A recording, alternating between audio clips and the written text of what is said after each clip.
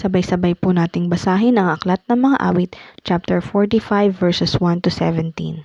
Kay gagandang pangungusap ang naroon sa isipan, habang aking hinahabi ang awit sa Haring Mahal.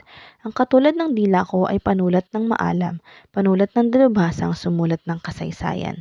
Sa lahat nga ng nilikha, makisig kang hindi hamak. Kapag nagtatalumpati, pambihira kong mangusap. Ikaw nga ay pinagpala ng Diyos sa tuwina. O ikaw na haring bantog, isakbat mo ang sandata. Sa gisag mo'y maharlika, malakas nga't dakila ka. Maglakbay kang mayroong dangal, tinataglay ang tagumpay. Alang-alang sa matuwid, ipagtanggol ang katuwiran. Tagumpay ay matatamo sa lakas mong tinataglay. Palaso mo'y matatalim, pumapatay ng kaaway. Susuko ang mga bansa at sa iyo'y magpupugay.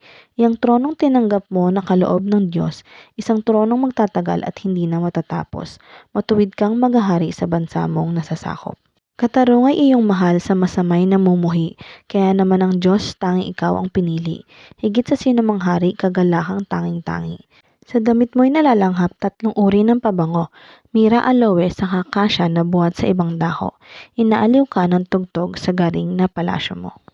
O kay gagandang prinsesa ang katulong na dalaga, samantalang sa kanan mo nakatayo yaong reyna, palamuti gintong lantay sa damit na suot niya. O kabiyak nitong hari, ang payo ko'y ulinigin, ang lahat mong kamag-anak at ang madla ay limutin.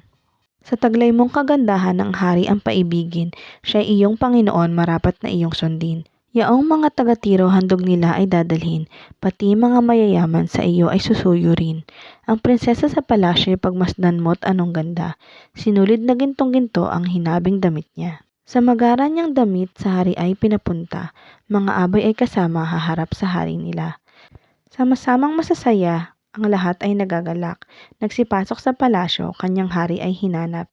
Darami ang iyong supling sa daigdig maghahari, kapalit ng ninuno mo sa sinundang mga lahi. Dahilan sa aking awit, ikaw na may dadakila, kailan may pupurihin nitong lahat ng nilikha.